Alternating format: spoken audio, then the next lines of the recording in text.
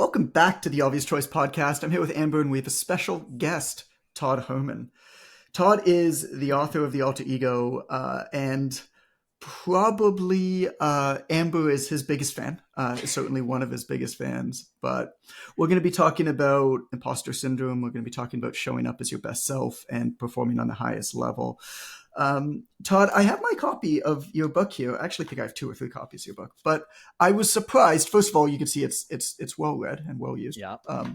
It was signed to Allison, number 1, which I'm trying to remember why or how that happened. You must have met her at one point. But you wrote "Unlock the Hero Within" on the cover. Why do you sign books like that? What does that mean? Well, why I signed the front cover?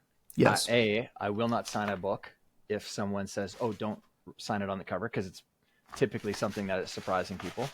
But if there's a copy of a signed book in someone's home, and it was signed on the outside, they will turn that copy to face out on their bookshelf. So that's so smart. It's just a smart little viral technique. You know, if someone's scanning through someone's library and they see a signed copy of a book, you wouldn't know it's a signed copy if it was on the inside of the book, right? So that's why you sign the front cover. And that, to pay homage, came from a tip from a guy who sold over 12 million books globally, and that is the author David Bach. When I was coming out with my book, he gave me that little tip, and every other author I've ever shared that with is like, "Oh my goodness, that is genius." Yep. Why I write "Unlock the Hero Within" is because in chapter 3 of the book, I have a model and a framework where I talk about the trapped self versus the heroic self. And one of the, that's why the title of the book is The Alter Ego Effect. The effect of an alter ego is that it unlocks this heroic side of someone within, because you finally stop playing to a version of you that you might not want to be bringing into the world anymore. And that's why I write it. So we're going to be talking about the book and some of the work in the book. And I'm going to throw a couple curveballs at you as well later on that are unrelated to the book. That's just fun stuff from your past that I know. Give me sliders, give me curveballs. I hope so. Give me it all. I hope so. But I thought it'd be fun, Amber, if you kicked off. There's a story with one of our students that we work with that kind of launched Amber to say, like, "Hey, we need somebody to talk about this thing." And I was like, "How about Todd?" And you're like, "Oh my God, you can get him." So what's the story that brought this up, Amber? Yeah, so we have this coach, fake name Laura. She's absolutely brilliant. She's amazing at what she does. She's a mobility and strength coach that focuses on working with rock climbers. She gets stuck at sales calls and protecting the structure of her business. She gets so many requests for like, "Well, I want to do it, but first I want to do this thing." And she perceives herself to lack this authoritative persona to get people to say, like, "No, like, this is the way it happens." And so she ends up bending a lot, and then she's unhappy, then they're unhappy, and this kind of creates this cycle. And I know it's in her because I've seen her do it. It's just getting it out of her at the right time seems to be problematic for her.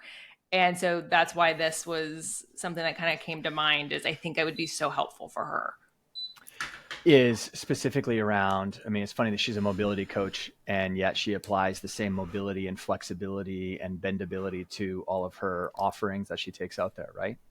Yes. So, yeah. And so to the person who struggles with, let's say, salesmanship or selling, or some people might show up in the way, like in your world. I know that there's a lot of people who are in the kind of service oriented world, and they have a hard time with getting out into the world and, quote, promoting themselves in some way.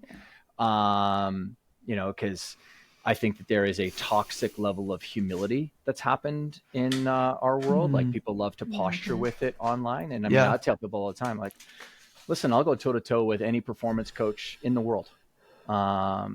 Like, I know that I'm world class at it, and why would I need to apologize for that? I've got the resume that shows that. There's no apologies that I need to have, just because I've worked way harder than almost every other human on the planet on cracking the nut on the 6 inches between people's ears. And frankly, my clientele wants to hear that, because they view themselves as being world-class. The worst thing that I could do is say that I work with world-class people and then show up in the world and couch everything that I say in some statement of humility. There is nothing about that that would appeal to the elite human beings that I would be working with on a private one-on-one basis. So holding that level of conviction about what you know your service offering has is one of the first great steps of being able to go out and show up in the world in a powerful way when you're selling. Also, and there's kind of many different, let's say, principles that are going on here when you're showing up in front of someone. There's only 2 things we're ever selling when it comes to a client. One is confidence, and the other is clarity. One is, when you're communicating with someone, are they really clear about like what the game plan is, or did you just help create clarity for them on what their main issue, challenge, problem is? And then when they're looking at you, so the clarity thing is about them. Are they now clear? And the confidence thing is now about you, your business, your product, your service, your thing. Now, do they feel that they're confident that you're the answer, or your solution is the answer? And so to the lady that might be struggling with it, if you're finding that people are coming to the end of your sales call and they want to like bend your offering because they think, then you didn't do a very good job of steering that conversation towards its final conclusion, which is that no, this is the first thing. Right. The other side of it too is, just because someone says, yeah, but can we start with this? That doesn't mean that that's the end of the conversation. Say like, no, I get that you want to start there. And now again, this is how I would language this to someone, and no one else has to take this language. It's just, I am who I am. And there's a certain way that I would show up in the world. And it would be like, no, I get that that's what you would think. And that's what a novice level of understanding would want to do. But that isn't what is going to get you to where you want to go. Because you came in and you told me that this is your number one goal. Is that still your number one goal, or has that changed? So I'm getting buy-in there. No, that's still my number one goal. Okay, well then then you need to start with this. Right. But on the to get to the, because I know this was kind of framed around imposter, or the toxic need for people to be liked, I would say nowadays. Yes.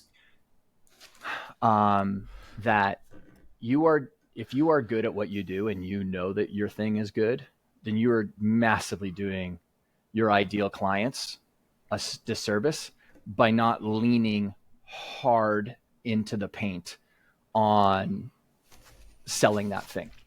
When I say hard into the paint, it's a basketball term. But if I have the right person in front of me, there is not a chance in hell that you're leaving without me with conviction telling you that you are and I am the right fit for each other. Yeah. Yeah, it's the difference between going, imagine you go to a doctor and them saying, here's a prescription, and you say, no, how about this? And they're like, actually, yeah, Yeah. It's the confidence between the two. I think about that a lot with knowing who your customer is, choosing them, and being willing to let the wrong person go as well. But nature abhors a vacuum. So yeah, anytime you create a vacuum in nature, you go and you clean out your closet, there's a vacuum that's there. There's this empty space, and it will get filled back up with something.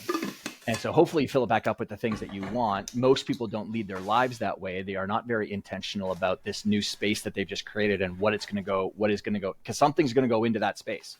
So you're not really letting the wrong clients go. It's just you're sending such a strong signal out into the world that I'm really looking for this right type of person. And I mean, Providence moves to you. Like I mean, I've been doing this for almost 30 years now, like long before coaching was an industry, and Yeah. there was no sports psychology, industry, mental game industry that was out there.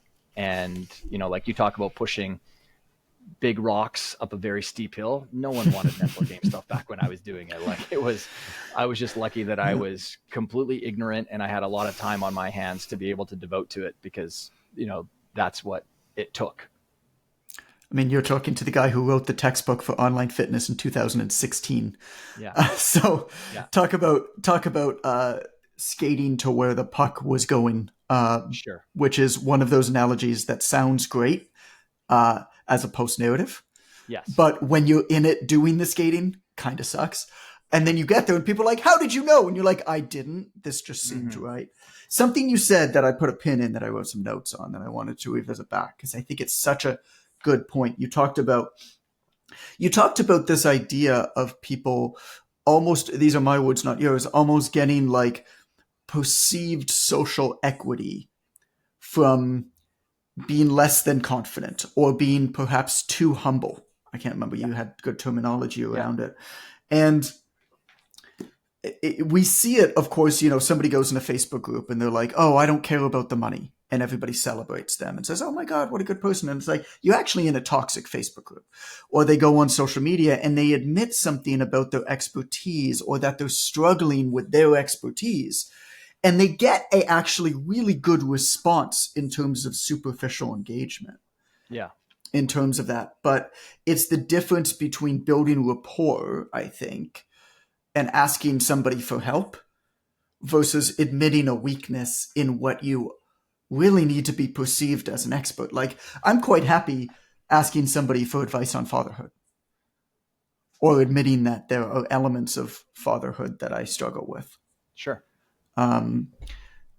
But with what I do. And so where is that balance, do you find, of what we get on social media in terms of like a response is not necessarily useful, advantageous? Well, just why would I want to go to social media to get a bunch of opinions on an expertise that I know that there's maybe another 100 people on the planet that have ever devoted the amount of time, energy into mastering the nuances of? Right. I'm not going to find any of that on Twitter or Instagram. And so I have my peer set that I would go to if I've got a client who's challenged with something and I can't quite crack the nut on it, what, and like, hey, do you have any experience around this person? And then, through some more inquisitive questioning from a peer, they go, oh, they ask some clarifying questions and they go, oh, did you consider the fact that they're from this culture and it's actually this cultural string that's holding them back or clouding their judgment on it? I'm like, that's right. I totally forgot that about the Turkish culture. So like, I'm not going to, I wouldn't go to the, in fact, it's not even been a thought in my head that I would go to social media for something like that. But even the content that's put out on social media, I saw somebody give a term to it the other day that maybe it was a little bit harsh, but I kind of like the term. I think he called it the Midwit performance theorem, which it kind of just says, like, by definition, the majority of people that are going to consume your content are going to be average or less than average. And, 75% of people that consume your content are going to be less than average or average. And so if you want to create content that performs well, the performative aspect of it self-selects for average or below average opinions or ideas. Yeah. And the other side of it too is social media, it does not play well in the algorithms to nuanced posts, right? Like people want to hear something like the number one way to influence your kids is this, or Right. the only way to start your morning is with X, Yeah. because it's either going to be triggering or it's going to be pacifying, meaning pacifying in that, oh, I do that too. Let me suck on that pacifier because I do the same thing and look at me and I'm awesome too. Or someone else Right. goes, I don't start my my morning that way. And so there's argument that's in there. Right. Yeah, they got to either agree and say, "Look at me, I agree, Yeah. I'm doing that, I'm so smart," or "Look at this asshole, he's an idiot, I'm right, he's wrong." Like, it can't be anything in between. So how do you Yeah. navigate that? How do you navigate that with your own Oh, practice, well, I with don't your really own care. I don't really marketing? care, to be honest. So how have you gotten to the point in your career where you're able to not care? Because my business model doesn't revolve around social, like on the social media side of things. I mean, Yeah. social media didn't exist. And Right. so, you know, I know exactly the playbook if I wanted to go and truly go and succeed on the socials. Really, I actually use the social channels to maintain relationship with the people who already know of me. Yeah. And like, it's not engineered necessarily to go viral. And I have had, like, I mean, I've had, a post that's got, I think last check, like 85 million impressions, but it was it was about Simone Biles during the 2021 Olympics in Japan. Oh, And I how remember everyone, that. I yeah, and remember everyone that was post. trolling her because she had a case of the twisties, which happens in gymnastics. And some people the media was only using images of her struggling, pained face, all that kind of stuff, so it wasn't very, uh, it wasn't supportive. And then people were, some other people that would be maybe viewed as a contemporary peer of mine Right. were saying, oh, she could never be considered a legend because of this. And so I came out with a different post. Yeah. And it was a beautiful image of her leaping through the air. And I'm like, this is her resume. Like, you can't ever say that this woman is not an absolute freaking legend in what she's Incredible. done. Yeah. And so then media picked up on that, and it got shared a bunch. So anyways, you know how to newsjack if you want to, if you feel I like you have wanted something to add. Yeah. But Yeah. more importantly, you asked the question around, like, how have I gotten to that level in my career? Like, as someone who was the card carrying member of the I want people to like me club early on, which was definitely one of my early struggles and challenges. In fact, my brother pulled me aside when he had just graduated university. We both played college football together, Mm-hmm. and he was now leaving to go back and take over the farm and ranch where I grew up. He said, Todd, one of your biggest weaknesses is that you care about other people's goals more than you care about yourself. And he was using it specifically about the fact that I was giving up something that I really wanted to go and do, to go and help a friend move from one apartment to another apartment. Right. Because they did need some help, but they weren't like best friend. I mean, I'll do anything from a best friend, but I had this frame in my head that everyone was my best friend essentially. Yeah. And so that kind of like gnawed at me, and I just worked my way through that. And then I watched a documentary on A&E back when A&E only did biographies back in the 90s and stuff. And it was on spiritual leaders through the millennia. And they had one on, they were featuring Jesus Christ, Muhammad, Gandhi, Mother Teresa, and Martin Luther King. Mm-hmm. And about 2/3 of the way through, I was like, oh my God,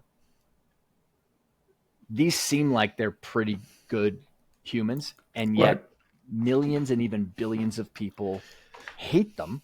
Yes. Or want to even kill them. Yes. Why the hell am I trying to get everyone to like me? Yeah. And that idea and paradigm shift just took hold, and I just started to do things that were about the achievement towards my goals and aspirations, along with going about it the way that I wanted to go about doing it. Okay. And I'll say this, and this goes back to Amber, maybe a bit of what this lady might be dealing with. I think a first step, if everybody can stop creating content for their peers and start creating it for their clients, boy, would they ever unshackle themselves from the heavy weight of imposter syndrome. Because I don't give two flying fucks what anyone in my industry thinks of me, because I know where my entire focus and my heart is, and that is absolutely on my client or clients, and no one will beat me on that treadmill. Yeah. No one will beat me on that treadmill. Yeah. No, you can't beat me on that treadmill, because no one is going to, there are very few people on the planet that are going to be willing to put in the amount of hours I already have done one-on-one. They're just not going to do it. They're not going to do it. Nowadays, like, I mean, back in 1997 when I started, there was no big movement towards, well, coaching wasn't an industry. So there was no, oh, I've been doing this for 3 months and now I'm going to launch workshops around the world, or, you know, group mentoring and group coaching programs around the world. Because people skate towards scalability in this service world as fast as possible, they miss the nuances of what is actually going on with clients, which is why you'll never end up creating something that would be world changing. Like, I mean, I'm known as Mr. Alter Ego. No one else owns that concept around the world. I own it. And that's because I've been talking about it for 22 years now. It's the work that nobody talks about, right? It's just these putting in these reps. And I'm very much with you on the approach to content. In fact, I give it 4 stages. Stage 1 is you create content for yourself as a way to learn, because the best way to learn is to teach. So you don't care if anybody reads it or listens. I don't give a shit. Podcast, like this podcast was formed to workshop material for my books. And it's still predominantly used for that. It's me creating content to learn, to better understand, to force me to present multiple hours a week, talk through concepts, and reinforce concepts. Like you just reinforced a very central concept of the next book, because stage 2 is you create content for your clients, for your customers.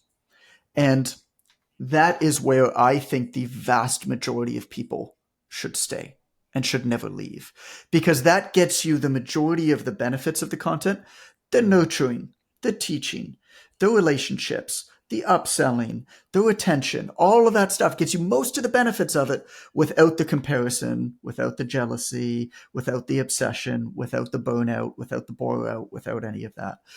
Some people decide they want to move on to stages 3 and 4, which is where you start to get into thought leadership. But that is a very different decision. I create the delineation of, you could try to be an entertainer or an influencer or a creator. They're all synonyms for the same thing. Or you can try to build a business. And both of them are fine, but they're different games with different rules of engagement, time horizons, odds of success, and reward mechanisms. And you just have to understand the game that you're playing and the rules of it, and play by those rules as well as you possibly can. Okay, so you use the question that always comes up to me whenever I'm thinking about your material, and actually when Amber sent me a bunch of notes that she wanted to talk about, and I compared them to my notes as well in advance, we both had kind of the same thing, which is, I believe in this. I love this concept, but the execution of it day to day is challenging. And you have an analogy that I really, really love. So you use fields of play as a way to create a starting and a stopping point for the alter ego. In the book, you have this quote. You say, "The problem that arises when someone isn't being intentional is that they can carry aspects of their personality onto the field of play that are not suited for that activity." Yeah. So the question that I'm sure you get all the time is, how do you do that? How do you mentally separate, for those of us that aren't top tier athletes, Simone Biles, Kobe Bryant, how do you separate the fields of play? What are some strategies there? Well, I mean, one of them is just to recognize, is there a different role at play here? So, the field of play is like the analogy that I use, because I take very much a sports performance approach to all of my stuff. And so people understand that a tennis court is different than a football field. the activity that happens on there. Like they're both, quote, athletes, but Sure. they're very different types of athletes. And their activity is very, very different. I just finished Agassi's autobiography. Man, I did not understand tennis until I read that. Yeah, you're actually the third person last month that's actually mentioned that, because I still haven't actually read it. It's just well, you know it, right? You understand the mental game that tennis players exist within, where they're really on an island, more than any other sport. Yeah, I didn't understand that. Golf, yeah, they're definitely on an island because they're the activity, and there's two people that are out there, and then you've got the stadium around you. Golf is similar, but it's just less of it's just a different type of theater. But so going back to the whole field of play thing and that intentionality. So just take a look at the context of what you're stepping into. Context can be the people that you're going to be around. So when I leave work for the day and I'm stepping onto the field of parenting, right, and I'm going around my three kids, well, that's a different role that I'm playing. That's the role of dad, father. And because I've just gotten done flexing the muscle of an identity of, could be coach, or it could be, presenter, or it could be, CEO of the business, because there's many roles, and that's what makes entrepreneurship and running a business so challenging. That's why this concept is so helpful. Just the idea, whether alter ego or not, the idea of just, even inside my business, there's the role of, like, right now I'm not coach. A lot of Coach Todd can come into this because I just love that activity, but I'm also presenter, speaker, interviewee, in this moment as well. Sure. If I just always showed up the same way and I didn't maybe think, okay, well, who are the best interviewees? They have an element of being able to sell their ideas well. They're good storytellers. They can pull people in. They might be very good at creating a back and forth with the podcast host as well, right? Like, so I know that people are coming to your podcast, not really for me, but they're coming for you two. And so I think that there's also, my mindset is there's an opportunity for me to reflect back to you two and ask inquiring questions that allows your audience to now get to know you better. And if I ask you a different question, and again, this is me being a bit meta right now, but if I ask you two a different question that no one's asked for, it kind of draws you in and you go, oh, Todd was a really good guest. And then the listeners go, oh, I really like that episode because I got to learn something new about Amber and Jonathan, et cetera. And we're only going to bring on guests that talk about things that we are passionately interested in or legitimately fans of, or just want to learn more about. Sure. And so it's a way for us to develop the same way and the audience to develop with us. 100%. Yeah, I think that's astute. So just going back, so that idea, we have many roles that we play in life. Just recognizing that, honoring that, and then, maybe it's only a couple of them that you want to be world class at, or maybe there's one right now that you really feel like you're under indexing. Going back to Amber's example, like, someone, you're getting on a call and it's no longer Coach Todd that's on that call. It is the chief revenue officer, salesperson, sales consultant. I don't care what name you give yourself, but at the end of the day, the activity that matters on that call is what? Sifting and sorting as to whether or not this person is coming into my business, or I am repelling them away because I am not, or my product or service is not a right fit for them. That's a really important distinction for someone. And then it's like, okay, well, if I'm going to be great at that, what are the attributes, traits, characteristics, and qualities that I would need to inhabit to be successful? And if I don't perceive myself as being great at that right now, who or what already has that I could adopt as a source of inspiration for that in order for me to be successful? So, and get out of your biases. Says the alter ego effect, because the effect is exactly what the subtitle says on the book cover: the power of secret identities to transform your life. It's a very counterintuitive approach. Yeah. But from my experience, it's been, the moment I can help someone shift and shape their identity, all bets are off. Habits, behaviors, attitudes, beliefs are all stacked on top of your perception of the who that's showing up. Well, change the who and all the what gets to follow. We had a great example of this the other day in my mentorship group, where one of the students came in with a problem, with a situation that comes up all the time, which is a friend, but not a particularly close friend, but a friend asked them for advice. He said, I hurt my shoulder doing my workout. I rehabbed it. I'm okay now. I want to come back, but I want to do it right. Can you build me a workout? So he put in, he says, what do I do? Right? Like, he's a friend of mine.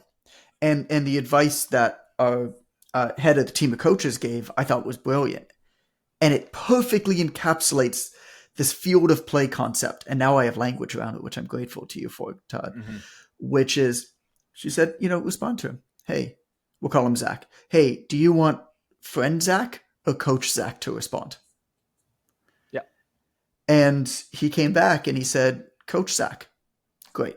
Let's book a call. Let's talk about how this could look.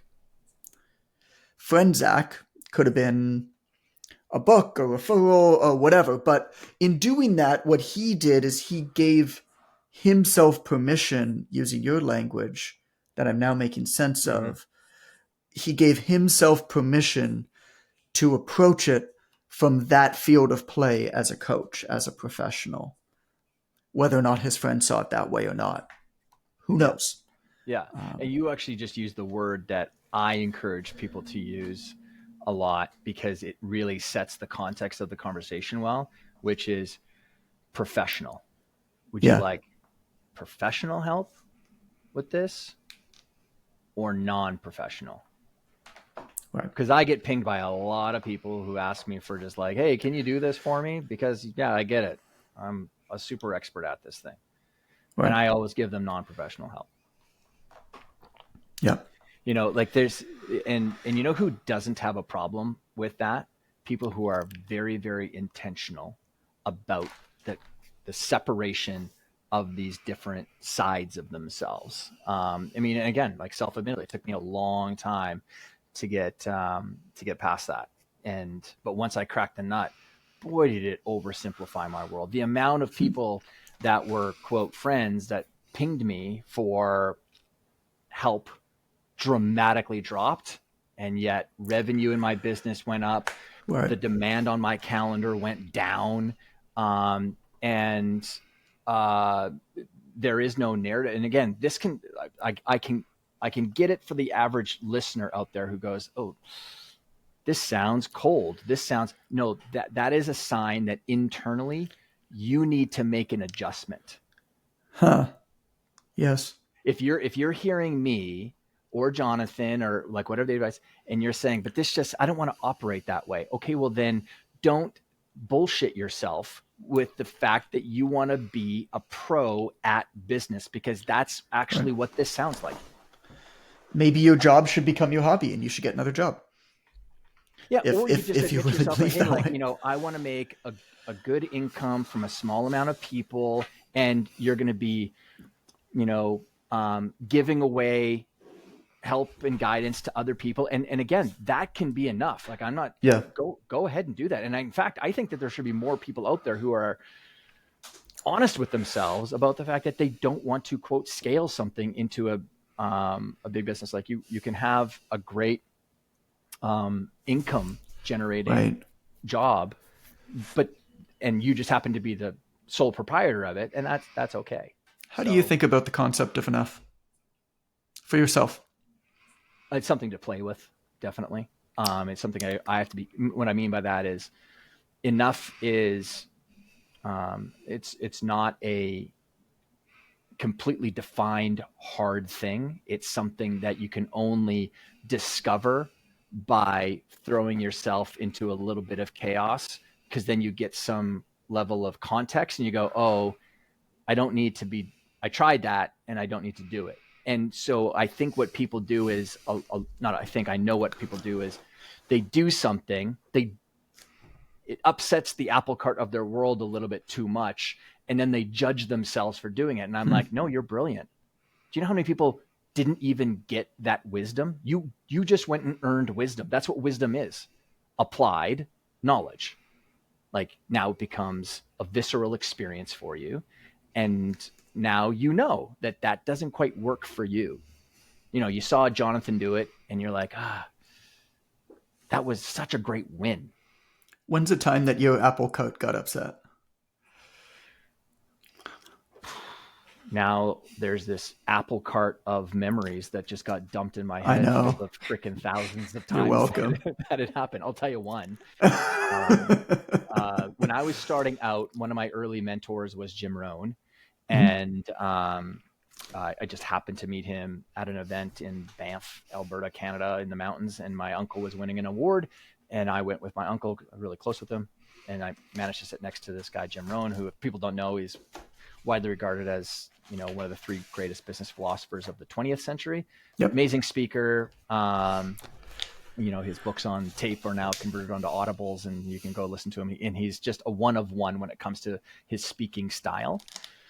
So anyway, I got around him and I got around Zig Ziglar, and he had a mastermind of about 8 people that were together, and they kind of had this flywheel of referrals that they used with each other.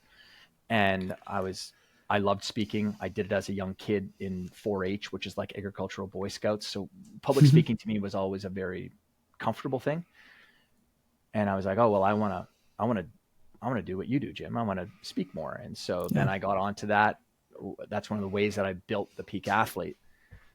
But I was on the road constantly, and I was speaking, you know, 6, 8, 12 times in a month. And when I say speaking, I'm not talking about the speeches that I do now, where it was in front of like thousands of people, where some people are actually traveling to come and see me. Like I'm talking about, it was to like a hockey team of 12 kids in a sweaty hockey locker room with my crappy Office Depot flip chart. And, but nonetheless, I was up there doing overnight buses to New York City, man. I've done it. Totally. Tell me more. And so anyway, I got burnt out from just doing that too much. And, you know, it's very much sets the tone for how I operate today, where I have a quota for how many speeches I'll do. It's also season of life. I'm a dad to 3 young kids. I want to be around them. When I do travel, I think about integration. Like, how can I integrate my kids into this? So I take my kids with me. Like one, not all of them, but I'll take one with me every chance. How old are your kids now? 11, 10. Sophie, my middle daughter's birthday was yesterday, and then my boy Charlie is 7. So old enough to come along. Yeah, I've got 7 and 2, and my 7-year-old was starting to do trips together. He started when he was 5, but my 2-year-old. I'm going to turn the tables on you. So Amber, I'm curious, what is it about, like, you know, Jonathan was nice enough to say that you're a big fan. I don't accept fans, just so you know. But I know from the book, but I'm just curious as to like what was it that resonated for you, kind of in your world, and with whether it's the ideas of the book or anything that was shared before, because I'm sure you look a lot more similar to the clients that you guys talk to as well. Yeah. So for me, a couple of things. I grew up in the military, so we moved every 2 to 3 years growing up. And so it was a constant reinvention. It's a new place and like an opportunity to be someone else. Like if I didn't like how I was before, then I got a chance to try something else. You know, no consequences. They don't know who I am. But also I'm late diagnosed ADHD. And so like I struggled a lot socially growing up. And so what we have a tendency to do is borrow from people things that we like or are more socially acceptable, quote unquote. And so there's a high degree of masking. And so when I read the book, it was like masking and not even masking, but it was like putting all of the things that I had been doing in a healthy framework that was purposeful. And so it made me feel more quote unquote normal. But also like, hey, I can like actively use this and it's not weird. You know, like we don't talk about this kind of stuff like little kids, like we pretend to be cheetahs and like all this weird crap, you know, when we're little. But like you say in the book, like the grown-ups are wrong, right? Like we stop doing those things. Yeah. And nobody told me that I could still do that. And so the book, kind of gave me that opportunity to do that and not feel weird about it. And like, oh no, like this is actually smart. Like, yay me, so that was kind of. So to the listener, I'm smiling broadly, and that's because what you just articulated was exactly when I was in the meetings with publishers, was sharing with them, because they're like, hey, well, what's the, like some of them, the wiser editors would say like, hey, what's your mission for the book? And I said, to normalize this idea so that people realize that this is a very common thing.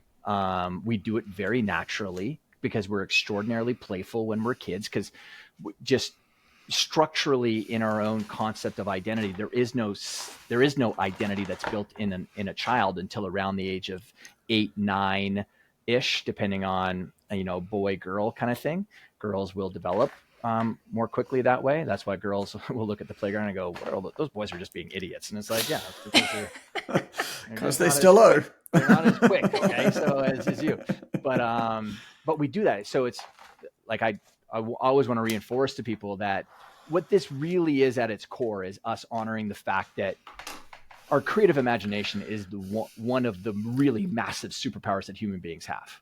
Nothing else on the planet has our creative imagination. Our ability to divorce ourselves, disassociate from some concept of what and who we think we are, and adopt the traits of an animal, a robot, a machine, and be that thing. Nothing else can do that. A pineapple in Ambo's case. Yeah. I actually redid it after, because I was like, okay, like I need to refresh. And I redid the exercise. It's been a long time. It's not a pineapple, but it made me laugh. And I told my mom, and she's not fully on board with it, but it's fine. Yeah. But I'm super excited about my new alter ego. Yeah. Well, and so like that, but that creative, and so the final thing there is an attitude of playfulness. Like after doing so much work on peak performance with whether it's an athlete or it's an entertainer in Hollywood or on Broadway, or, entrepreneurs and business owners, that final key that I always found that unlocked flow state was an attitude of playfulness. There's just nothing that can beat it. And I mean, I indexed most of my business and how we built up our kind of peak performance and sports performance and high performance protocols around science. But like I was going back and forth with Andrew Huberman on this, because we were talking about, going on the podcast to talk about alter egos, because he's fascinated with it. And I said, at the end of the day, there's nothing that neuroscience is ever going to explain around this final, there's science to things, but then there's art. And so much of our own, fingerprint that we put on our lives, the business that you create, there's art to it. And it's figuring out what those right dials are for each of us, that ends up allowing us to show up in a business or in our workday, and it makes everything, it feels right to us. And so the pursuit I would encourage for anyone that's listening is to keep on twisting those dials to find whatever that rightness is for you.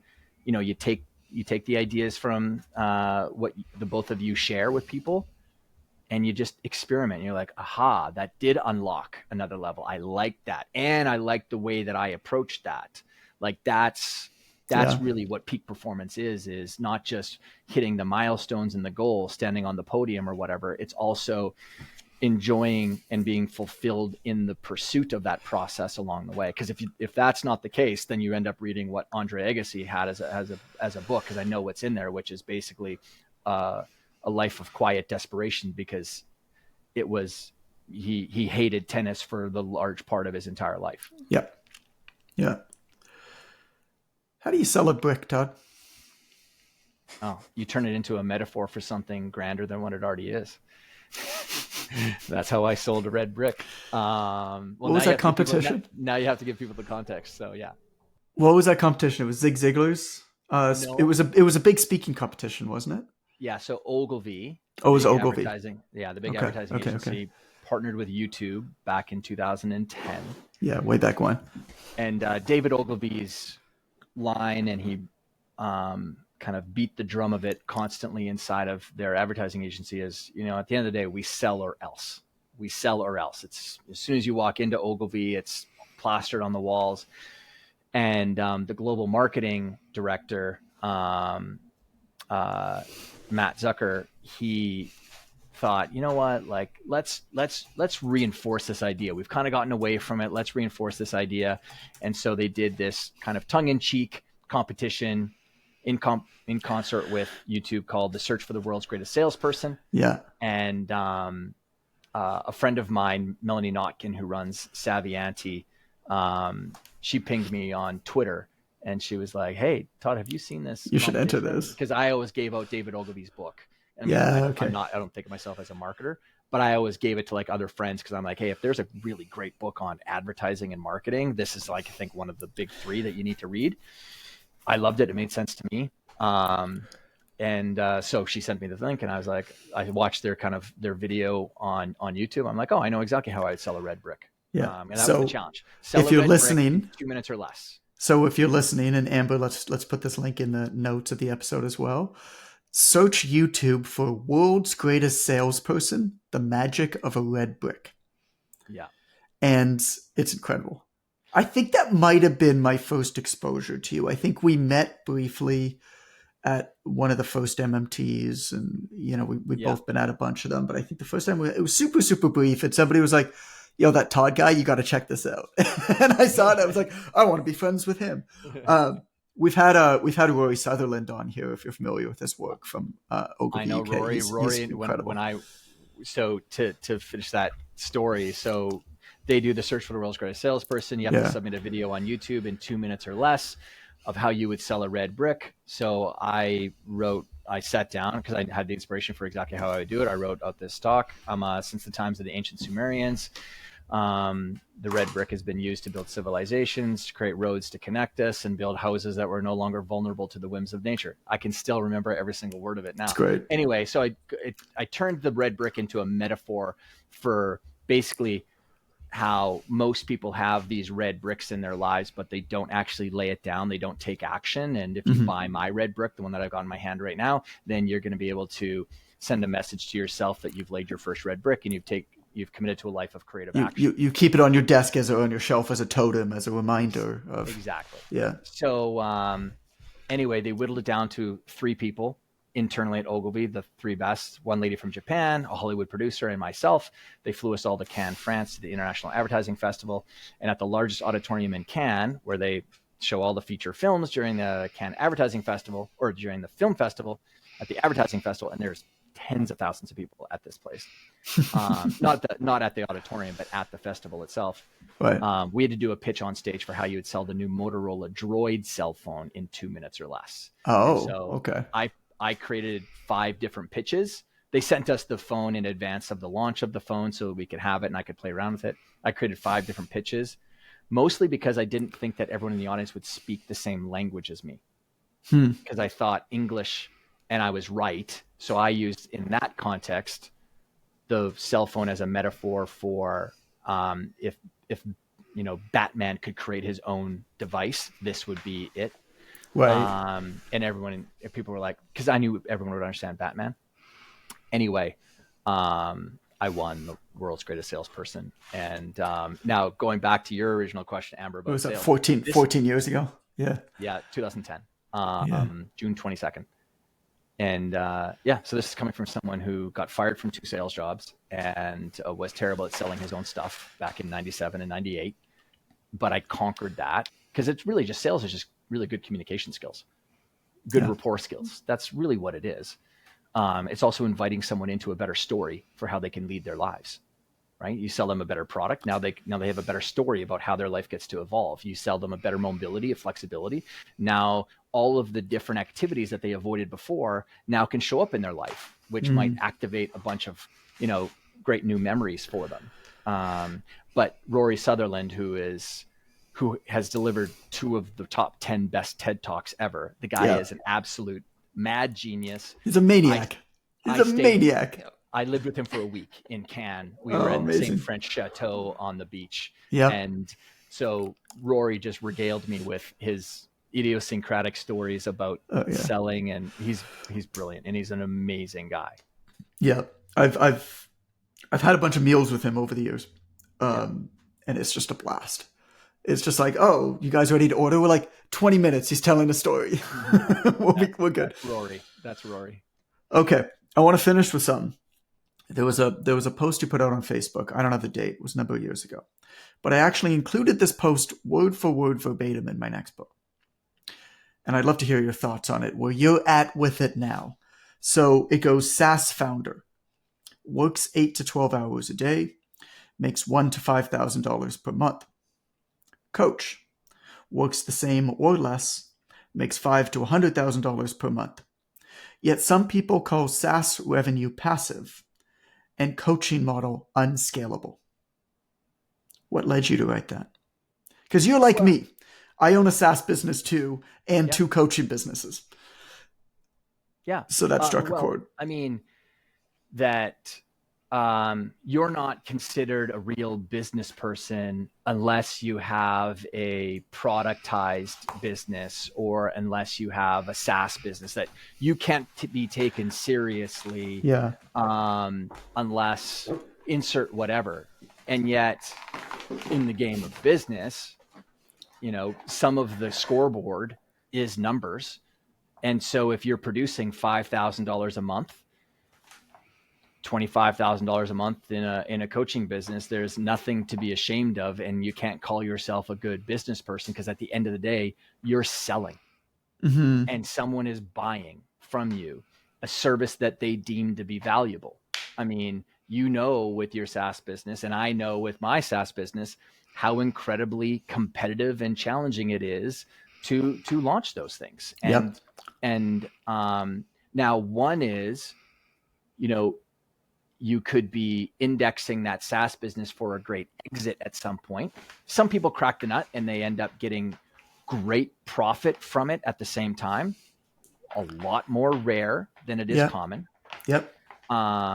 So yeah, I love the coaching world, and I know there's a lot of people who like to shit on it, but I've been around it for a long time. I find that there's very, very, very good people in the coaching world who I think that people need to add an adjective in front of the word coach for themselves, and that adjective is professional. Yeah. The moment you become a professional coach, if you think of yourself as a professional at something, and again, I'm a sports guy who's been around pro athletes and amateur athletes. Like the best athlete I ever worked with was a 10-year-old boy on a hockey team, Tim, who I had pegged as every single characteristic of a pro. Yeah. Now people think pro is someone who gets paid. Nope, not in my world. Pro is about the way that you approach something. And so I think if more coaches really viewed what they do as, I am a professional at this, it would give you a gravitas and a decision-making filter on how you approach things that would be very different. I'm reflecting back on my experience, personal training, and the athletes that I worked with. Only one of them ended up making it. It was Zach Hyman, who you're probably familiar with, being from Alberta. Yep. And you're right. I mean, I coached him in high school, right? I got him ready for the NHL Combine. And he approached it like a professional. And the other athletes that I worked with, it was something they did, but their high school social status was more important. Mm-hmm. So when you said that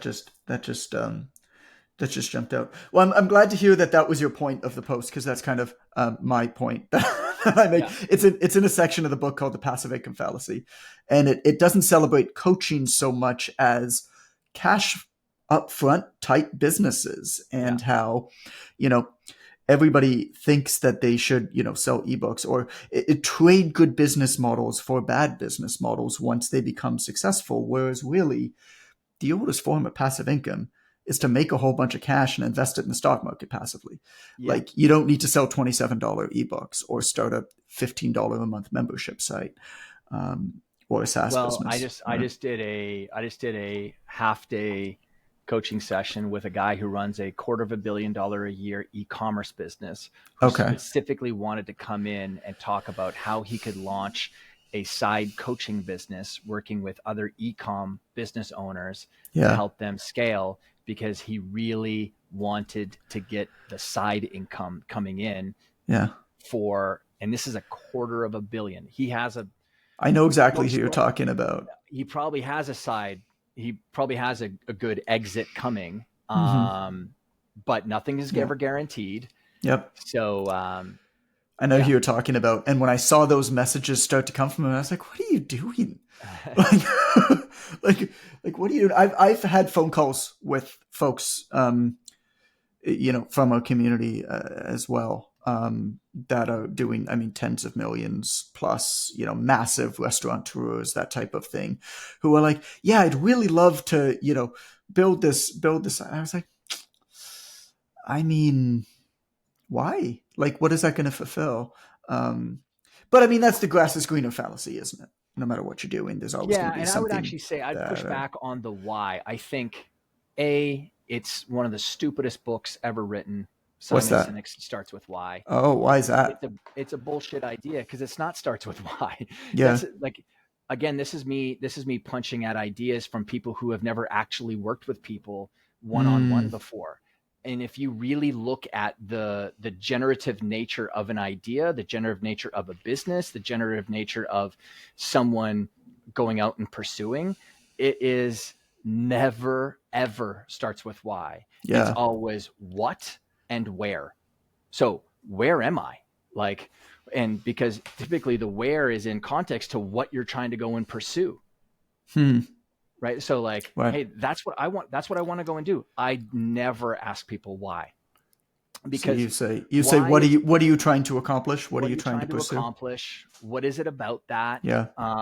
What's that going to look like for you? How would you know that success has been achieved along the way? Where are you right now? Where is there maybe a gap in what you perceive as your skill set? What could be some of the obstacles along the way that you think that could be overcome? Why? Yeah. And all of that demands a very simple language from people. Like they can describe those things. Why is very clumsy because why demands on you the ability to articulate to now me why this is important to you. I don't really care. All I need to know is I can tell based on Amber's body language that she gets it. Yeah. The only reason that I would be asking the question would be to maybe get a little more clarity for the person, but I can accomplish that with what's, where's, how's, and when questions. Totally. Way better than why questions. It's also, you had talked about this before when you were talking about you writing the fitness book in 2016 and you being able to reflectively look back and go, oh, look at how smart I was because I saw the wave coming. It's, Steve Jobs and Wozniak did not start with why. Yeah. The reason that the Apple computer was created the way that it was because Steve Jobs was in calligraphy and art classes in school, and he did not like the font packages inside of the Microsoft DOS system. And he wanted to create a system where he could have a computer system that more reflected his artsy type way. Right. That wasn't really why. That was a what question. And he didn't know that when he was sneaking into that calligraphy class. They didn't produce the earth-shattering throw the anvil at the movie screen, right, commercial before they built the computer. Right. Anyway, and right. To someone else who goes, because so many people are going to go, oh, Todd just threw a shot at starts with why. I did entire keynotes on it, and this is well known. I'm unafraid to throw punches at bad ideas that trap people into asking questions that's going to make them chase a tail and not move forward. And for our coaches too, that's such a big thing that we tend to do is we do focus on the why. But the problem is it's an empathy problem, right? Because that's usually the why is a person that's so far in the future that we struggle to connect with that. Mm-hmm. And then we're not going to take action for that person, but the what and where questions are going to prompt action now because that's closer to us versus this why reason that is in the future that we are having a hard time connecting to. Excellent takeaway. And so that's why I was nodding so much is because of that right there with our coaches. Yeah. That's such a big thing that we tend to do. Well, drive into their why and it's not working. That's why it's not working. Yeah. And I mean, think about it. If you want to retain clients and you want to create amazing referability, solve their immediate problems.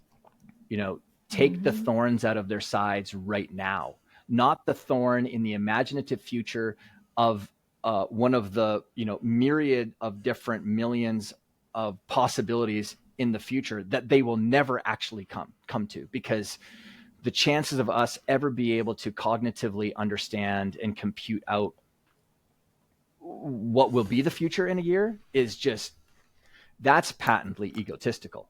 Right. That is very egotistical of someone. And again, going back to the why thing, the challenge of it is our vocabulary a lot of times can't explain why. That's why I'm looking for the visceral response. It's like, hey, no, I can when I ask these other questions, I can see the visceral desire, the visceral pain. And I'm like, in my head, I'm like, I understand it from an emotional. Mm-hmm. And again, putting words onto emotions and feelings when it's tied to an unconscious part of ourselves that we don't even know why some of these switches are being flicked. It just is the way that it is. I am built to be a challenger personality type. I don't know why. It doesn't matter to me. I don't want to talk to a therapist about it. I don't care about it. I just know that I was built that way. And so how can I now take that challenger, bring it into my world, but not take it to a toxic level, right? Because in nature, everything can be toxic. Water can be toxic, hyperhidrosis. Water can be not hypohidrosis, not enough. Being a challenger can be toxic, right? So like finding that right vein that's good for us is, one of the great pursuits and I think the fun part of creating our own world.